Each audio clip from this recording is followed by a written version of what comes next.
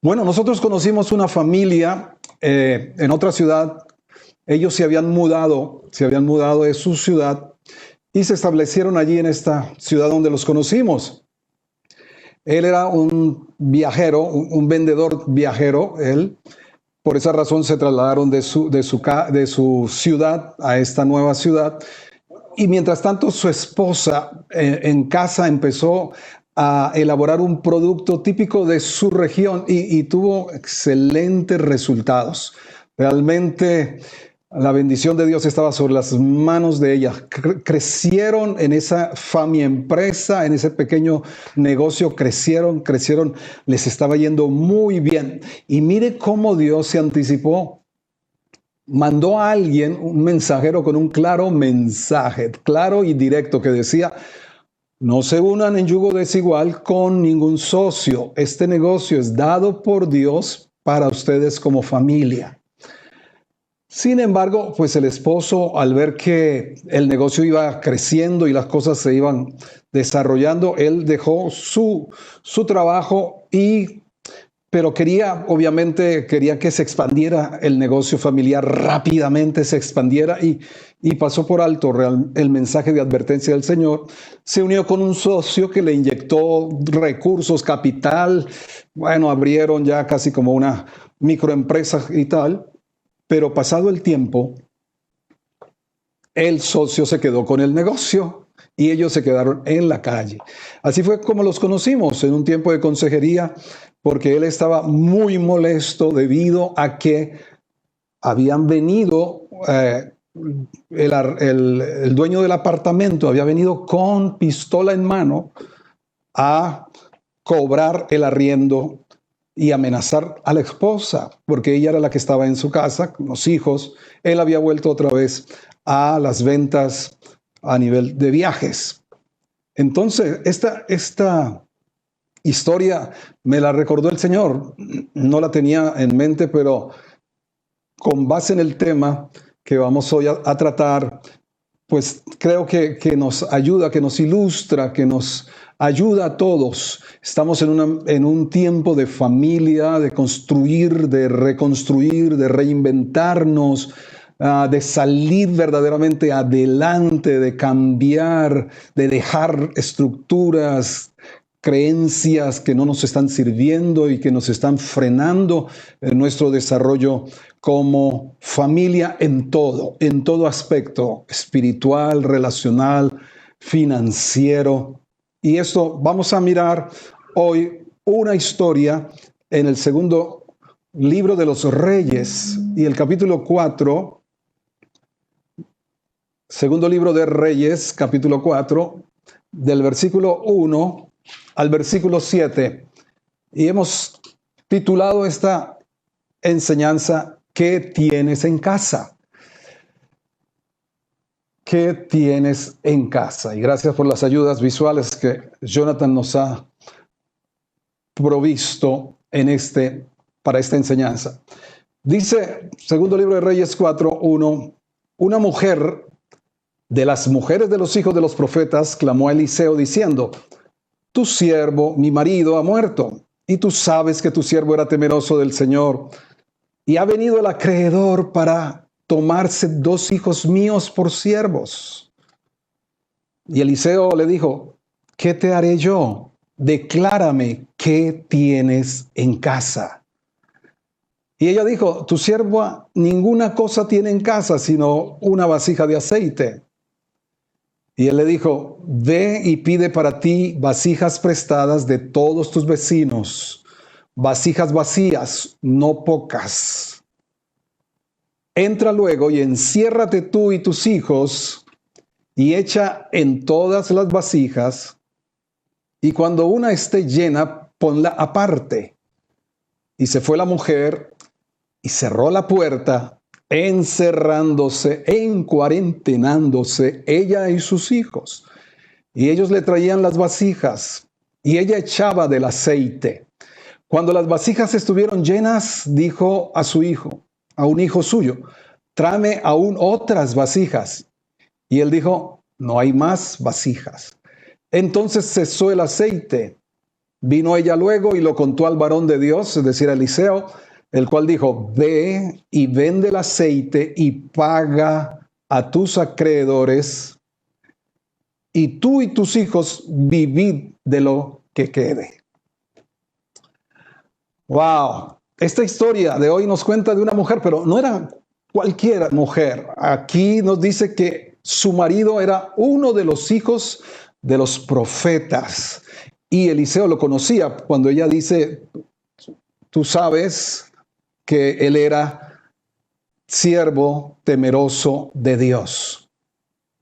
Ahora, desde el tiempo de Samuel se establecieron las escuelas de profetas y continuaron hasta el tiempo de Elías, de Eliseo. En el capítulo 2 de los Reyes, en este mismo libro, aparece que en cada lugar donde fue Elías con Eliseo, antes de que Elías fuera arrebatado al cielo, había hijos de los profetas. Los menciona en Betel, en Jericó, en Jordán. Luego, que era ya parte de la cultura espiritual de Israel, la escuela de los profetas. Esto para dar como un marco al respecto. Ahora, lo primero que hace esta mujer, dadas las circunstancias en las que quedó, y vamos a hablar un poquitico al respecto por qué quedó de esa manera, o no debió haber quedado endeudada ella como quedó. Ahora, lo primero que, para salir de las deudas, para salir de la crisis, lo primero que debemos hacer es dar la cara. Se ha dicho en los seminarios de finanzas que esto, y en esto el dicho de las abuelas, la cara del santo hace el milagro, por decir así, dar la cara, de la cara. Fue lo primero que hizo esta mujer. Ella habló con Eliseo. Para ese entonces el profeta realmente era la voz de Dios, era un oráculo, el profeta en el Antiguo Testamento. Por eso muchas de las escrituras de los profetas son hoy palabra de Dios, Jeremías, Isaías, todos los profetas. Entonces ella vino primero, fue lo primero que hizo, fue traer su situación a la luz. Se pudo haber quedado callada, escondida por vergüenza, por temor, pero dio la cara. Hemos acuñado una frase aquí en la iglesia, ¿recuerdan? El que habla se salva. Primer paso para salir de deudas y de crisis, hable. En este caso, hable con Dios primeramente. Hable con Dios. Cuéntele la situación por la que está atravesando en oración. Aproveche estos días para traer al Señor esas circunstancias, esas situaciones que no se han resuelto, que han quedado allí y que están de pronto oprimiendo, afectando. Cuéntele a Dios primeramente. Ahora, algo que no debió pasar, y es esa dicotomía que pudo pasar en ese entonces, pero que también se presenta de tiempo en tiempo. Un hombre temeroso de Dios fue el esposo, pero dejó endeudada a la familia. Eso fue una embarrada. Quise hacer un verso, pero no me salió mucho. Un hombre temeroso de Dios fue el esposo, pero dejar endeudada a la familia fue una embarrada. No encaja esto, no debe ser así. Allí algo falló y el Nuevo Testamento es mucho más claro y contundente. En 1 de Timoteo 5:8 dice, 1 de Timoteo 5:8, porque si alguno no provee para los suyos y mayormente para los de su casa, ha negado la fe y es peor que un incrédulo. Queda por debajo del nivel de los incrédulos. No sé, peor que eso, pues no sé qué podrá ser. Pero es muy, muy, muy claro y contundente. He conocido hombres que se la pasan en la casa sin hacer nada, pero dicen, no, estoy en la presencia de Dios orando. Y la esposa es la que tiene que salir a rebuscarse por el diario. He conocido casos de esta índole. Un hombre de verdad. ¿Cuántos hombres de verdad están ahí sentados ahora escuchando este mensaje? Un hombre de verdad se asegura que su familia esté protegida en todos los aspectos posibles por si él llegara a faltar. llegó a faltar este hijo de los profetas, hombre temeroso de Dios, seguramente hombre piadoso, sincero, pero que en esta área de su vida no había sido mentoreado, no había sido realmente discipulado, por decirlo así. Pero tenemos claramente la palabra del Señor para nosotros. Ahora, también he conocido parejas donde ella no sabe cuánto gana su esposo, ni qué hace con el dinero. Esos son rezagos de la cultura machista. ¿Por qué tengo que darle cuentas a alguien que considero inferior a mí? Es triste y lamentable la situación, ¿verdad? Que no debe pasarnos a nosotros, no nos debe pasar. No podemos tener cosas ocultas entre nosotros como pareja. Ok, en segundo lugar, Dios, diga conmigo, Dios hace mucho con poco, más con menos, todo con nada. Dígale al que está al lado suyo, dígale a su esposo, a sus hijos, diga esta expresión: Dios hace mucho con poco, más con menos, todo con nada. A ver, otra vez. Dios hace mucho con poco, más con menos, todo con nada. Créelo, porque así ha sido. Evidencias hay a lo largo de la historia bíblica y a lo largo de nuestras vidas como testimonio. Ahora, cuando Eliseo le dice, ¿qué tienes en casa?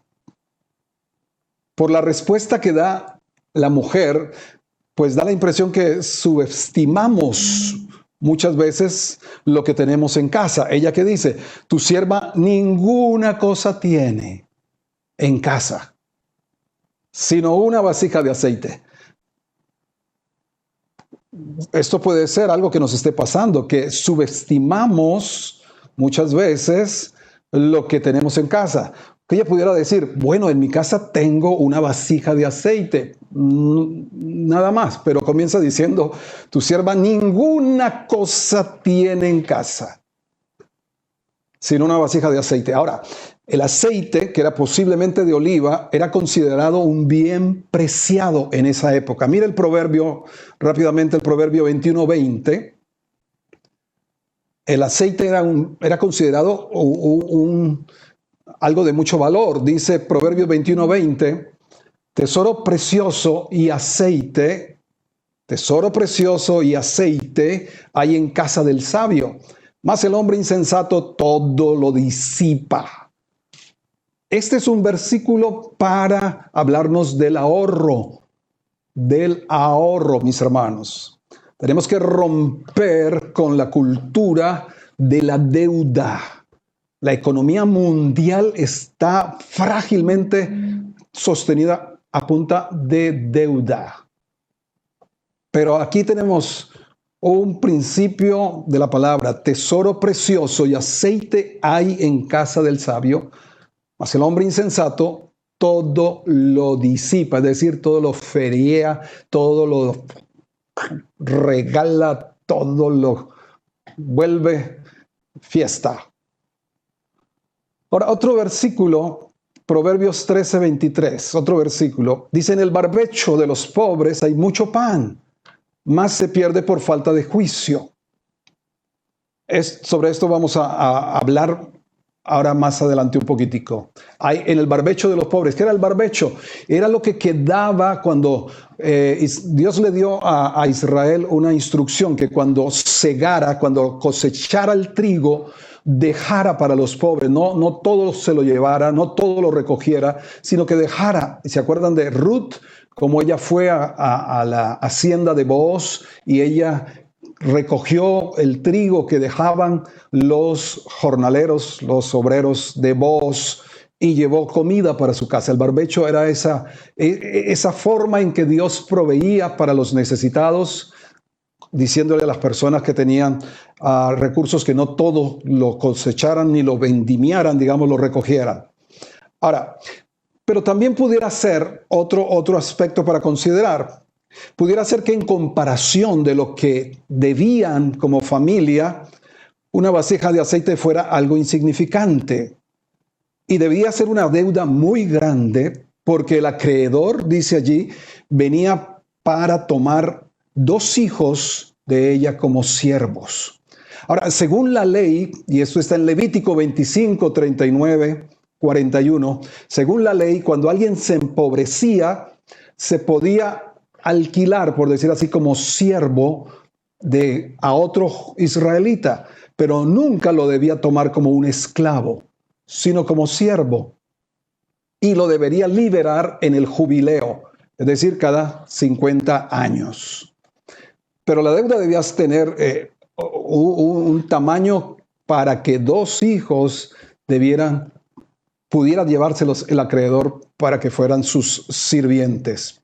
Ahora, conocimos en otra ciudad a una mujer que tenía su sala llena de porcelanas finísimas, pero vivía endeudada.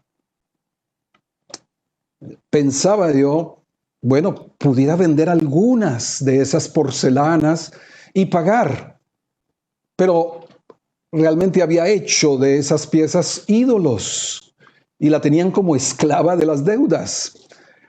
José nos estuvo hablando en uno de los magazines de la tarde, nos estuvo dando unos tips acerca de las finanzas personales. Cuando nos consideramos dueños y no mayordomos, nos enredamos más la vida, como el caso que les comento de esta persona. Se consideraba dueña de esas posesiones, pero realmente las posesiones se habían apoderado, era de ella, y no veía como una opción poder vender algunas de esas porcelanas que eran muy costosas, muy finas, para salir de su crisis económica. Esto sucede cuando le quitamos el lugar a Dios. Dios es el dueño de todo, el dueño de la vida, el dueño de todas las cosas, como dice el Salmo 24, versículo 1, del Señor es la tierra y su plenitud, el mundo y los que en él habitan. Dígale al que está al lado suyo, no eres dueño ni de tu vida misma, eres mayordomo y tendrás que dar cuentas. Ahora, tenemos cosas tangibles e intangibles en casa que se nos pueden perder o estar perdiendo y las pudiéramos usar como parte de pago. Revisa qué hay en casa, qué tienes en casa, pero también hay intangibles, ideas, sueños que Dios ha dado, visiones que Dios ha dado, que de pronto las hemos considerado como poca cosa, como quizá esta mujer dijo, no tengo nada, tu sierva no tiene nada en casa, solo una vasija de aceite. En tercer lugar de esta historia podemos tomar que de acuerdo a tu fe será hecha la obra de Dios. De acuerdo a tu fe será hecha la obra de Dios. Ahora, la instrucción fue clara y de forma precisa. La palabra que vino del Señor para esta circunstancia a través de Eliseo, en el versículo 3, ¿qué dijo? Él dijo, ve y pide para ti vasijas prestadas de tus vecinos. Ojo a esto, vasijas vacías, no pocas. Entra luego y enciérrate tú y tus hijos y echen todas las vasijas, y cuando una esté llena, ponla aparte. ¿Qué tanto atendió esta mujer a la palabra de Dios? Atención a su palabra nos habla de una fe genuina, atender a la palabra. ¿Cuántas vasijas recogió? Realmente no lo dice cuántas, pero mira cómo el Señor le dijo específicamente vasijas vacías, pero no pocas. Allí está el lugar de nuestra fe. Hemos creído, entonces lo vamos a confirmar con nuestras acciones. La fe no se nos queda en algo mental, etéreo, por ahí, no sé dónde. No, la fe que es fe se traduce en acciones. Ahora, esta mañana, quiero decirles, esta mañana, el Señor me dio algo porque me dijo, aquí comenzó el reciclaje. En esta historia aparece el reciclaje. Vasijas vacías, no pocas. Y me di por buscar algunos artículos de periódicos y revistas financieras serias y quedé sorprendido. Escuchen esto, tomen nota. Creo que están ustedes siempre con la Biblia y un cuaderno, un lapicero o en su celular escribiendo las notas. La revista Portafolio, que es especializada en finanzas, dice, así se sacan fortunas de las basuras. Un titular, solamente titulares. No había mucho tiempo, fue esta mañana. Les cuento. Portafolio dice, así se sacan fortunas de las basuras. La revista Dinero, otra especializada, dice, la oportunidad está en la basura. Eso fue de años 2011. El Heraldo del año pasado, Heraldo 2019, dice, Colombia pierde 2 billones anuales por no reciclar desechos plásticos. ¿A alguno de ustedes le vendría bien por lo menos algunos milloncitos de esos 2 billones que se están perdiendo? Y La República, otro periódico especializado desde siempre en economía del año pasado, dice, Colombia podría aprovechar el 40% de las 12 millones de toneladas de residuos sólidos porque solo recicla 17%. ¿Quién ha tenido ideas, quién ha tenido sueños de una empresa de reciclaje? Y poder asociar personas, como las de la Manga del Arroyo, como Cascarón. Wow, esto fue de esta mañana. Y hago ese paréntesis, pero el principio de reciclaje está aquí cuando el Señor le dice vasijas vacías, no pocas. Ahora, yo creo que hubo allí un doble fin, porque le sirvió a esta mujer de estudio de mercadeo. Estos mismos vecinos serían posiblemente los compradores, pues sus vasijas vacías sugerirían que iban a necesitar nuevo aceite. El cuarto punto es en el secreto. En el secreto. Y me llama mucho la atención esta historia porque está como en el ámbito en el que estamos nosotros. A puerta cerrada y en equipo se dio el milagro. En el secreto. Y es interesante cómo dice el versículo 5 de la historia, y se fue la mujer y cerró la puerta, encerrándose ella y sus hijos. Y ellos le traían las vasijas. Me imagino los 2 muchachos que eran los candidatos a irse como siervos de este acreedor, muy acuiciosos, muy juiciosos, ayudando. Equipo de familia, equipo en familia, el poder del acuerdo. Ya basta el tiempo en que él dice una cosa, ella dice otra, los hijos van por otro lado. La Biblia dice en Daniel, y les debo el versículo, pero ahora me los está soplando el Señor, dice cuando se acabe la dispersión del poder del pueblo de Dios. Aquí la pastora Cintia nos está buscando el versículo mientras hablamos, pero hay una dispersión de fuerza, dispersión de ideas. Creo que es la hora de amalgamarnos. Somos un equipo. Cada familia ha tomado nombre en el cielo y en la tierra. Y ese nombre es un destino, un propósito. Así que pónganse en acuerdo con Dios. ¿Cómo nos podemos poner de verdad de acuerdo? Cuando nos ponemos de acuerdo con lo que Dios dice. No cuando dice algo el uno o dice algo el otro, ahí no la pasamos de que quién tiene la razón o alguno cede o el otro se impone. No, el verdadero acuerdo en pareja, en familia, es cuando ambos nos conectamos con Dios y el acuerdo viene de Él a ambos. Gracias, Cristian. Daniel 12:7. Gracias aquí por los asesores externos aquí a la plataforma. Daniel 12:7, cuando se acabe la dispersión del poder de cada familia, va a haber milagros sucediendo. porque aquí dice que estaba la mujer encerrada, ella y sus hijos, y le traían las vasijas, y ella echaba el aceite. Y dice, cuando las vasijas estuvieron llenas, dijo a un hijo suyo, tráeme aún más vasijas. Y él dijo, no hay más vasijas. Entonces cesó el aceite. Esto de puerta cerrada es otro principio de sabiduría de parte de Dios. ¿Sabes? Empresas que tienen secretos en sus fórmulas, en sus recetas,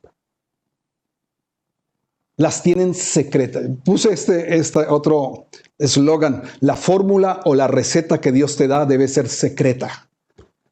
La fórmula o la receta que Dios te da debe ser secreta. A veces vamos contando todo de una vez. ¿Por qué a puerta cerrada? Nadie se tenía que dar cuenta de cómo iba a suceder, de cuál era la manera. A puerta cerrada. Ahora, el testimonio luego vendría, pero aquí hay un principio que no debemos violar. Y estuve leyendo, siempre me interesan mucho las empresas familiares y Productos Ramos. ¿Quién no ha comido Productos Ramos? Choco Ramo, Ponque Gala, tienen más de 50 años. ¿Saben una cosa? La fórmula del Choco Ramo, que puede ser algo más común y corriente, que la fórmula del Choco Ramo, dice la historia de esta empresa, está guardada celosamente en una bóveda en un banco de los Estados Unidos. La fórmula del Choco Ramo está guardada celosamente en una bóveda de un banco en los Estados Unidos. Así que no vamos abriendo la puerta mucho, porque el Proverbio 17:19, ¿qué dice? Proverbios 17:19. En la parte, bueno, todo el versículo: el que ama la disputa, ama la transgresión. Y esto tenemos que erradicarlo de nuestra familia. El que ama la disputa, ama la transgresión.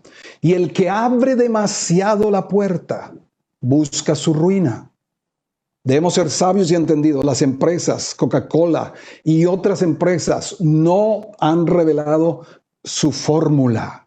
La tienen guardada con todas las medidas de seguridad posible. La salsa de ajo del sándwich cubano, que es donde está el secreto. Hay cosas que le dan y que le han dado como ese valor agregado. Entonces, aquí vemos este principio, por lo menos así lo puedo ver. Y también cómo Dios quiere resolver en este tiempo de cuarentena muchas cosas de familia a puerta cerrada. Dios quiere resolver muchas cosas y es tiempo de aprovechar. Ya vamos terminando. Siempre habrá más en Dios de lo que puede ser contenido en nosotros.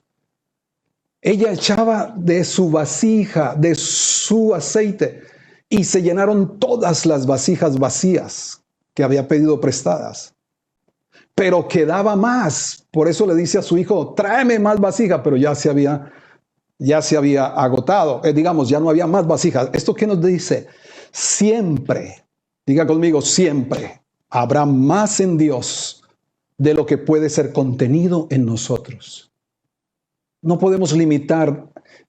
Los que dicen mi Diosito, a mí eso realmente me ofende. Esa expresión, mi Diosito. Pudiera ser algo como cariñoso, pero no. Y tampoco escriba Dios con minúscula si es el Dios de la Biblia. Porque el Dios nuestro es un Dios inmenso, que los cielos de los cielos no lo pueden contener. Y otro principio que también podemos retomar de acá, del secreto: a su vez Dios siempre llenará todo lo que se ponga boca arriba. Dios va a llenar todo lo que se ponga boca arriba. Todo lo que se ponga delante de Él, como esas vasijas vacías se ponían boca arriba. No pudo llenar ninguna que estuviera boca abajo, obviamente, seguro. Pero siempre Dios llenará todo lo que se ponga boca arriba. El último principio Lo he llamado el factor gracia. Está conectado un poco con lo último que hemos mencionado. El factor gracia, dice el versículo 7, vino ella luego y lo contó a Eliseo, el varón de Dios, el cual le dijo, ve y vende el aceite y paga a tus acreedores. Y tú y tus hijos vivid de lo que quede. Ahora, aquí también está el principio de que debemos pagar lo que debemos. Romanos 13, del 7 al 8, dice que no debemos deberle nada a nadie. Romanos 13, del 7 al 8. Esta mujer se pudo llenar de codicia y decir, no, pues con toda esta plata, con todo lo que me va a dar este aceite, nos vamos y nos desaparecemos del mapa, nos vamos para Hawái y por allá pasamos de incógnito. Aquí la palabra del Señor es, véndelo y paga a tus acreedores. Pareciera que no era solo uno, pareciera que hubiera otros más. Dios no quiere que debamos nada a nadie, está claro, pues la deuda es una forma de esclavitud. Solo dice Proverbios 22, 7.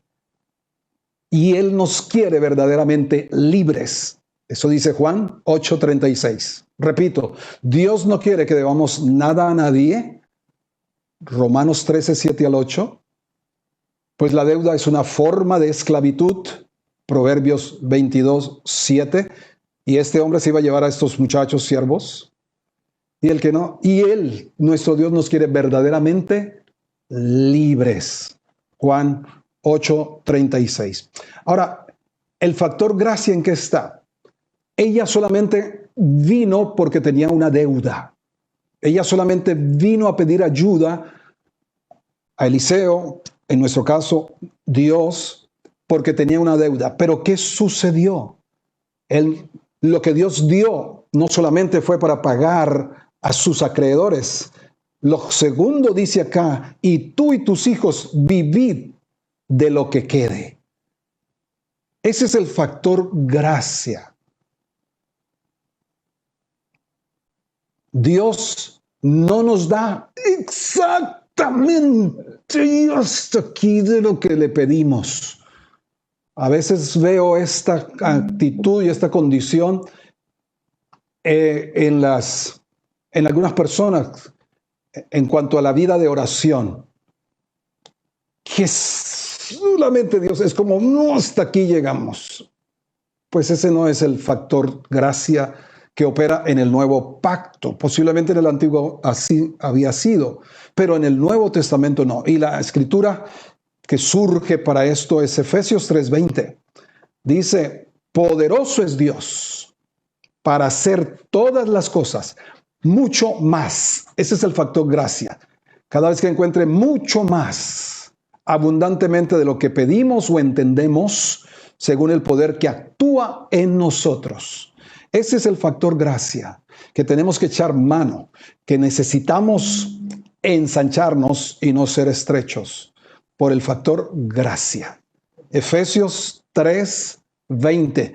Nuestro Dios, el Dios de esta mujer que respondió a esta mujer, es tú mismo, el Dios mismo al que tú puedes clamarle y al que le has pedido. Y Él es poderoso para hacer todas, diga conmigo, todas las cosas mucho más abundantemente de lo que pedimos o de lo que alcanzamos a entender. En ese factor gracia nos tenemos que mover en esta estación, en este tiempo en el cual nos encontramos como familia, como ciudad, como nación. Vamos a orar y vamos a pedirle al Señor que nos perdone algunas cosas de acuerdo a lo que hemos compartido en esta mañana, que nos perdone por escondernos como Adán y Eva se escondieron. Dígale, Señor, perdóname por esconderme, por vergüenza, por temor, culpa. Quiero dar la cara, te quiero dar la cara primero a ti, te quiero dar la cara a ti. Y una vez pase esta cuarentena, darle la cara a las personas a las que le debo y pedirles perdón, si es el caso, por haberme escondido, por haberme negado sus llamadas, sus requerimientos. De todo corazón, dígale, Señor, perdóname. Segundo lugar, dígale, perdóname por no atender con más cuidado las instrucciones precisas que das en tu palabra. Si mis deudas son por haber hecho alianzas, sociedades con personas incrédulas, por no estar de acuerdo en familia, por no vivir en común acuerdo, pídele perdón a Dios. Pídele perdón a Dios por toda desobediencia que te mantiene en deudas. Pide perdón a Dios si hay secretos, si ha habido secretos con tu cónyuge respecto a lo que ganas, lo que haces con el dinero.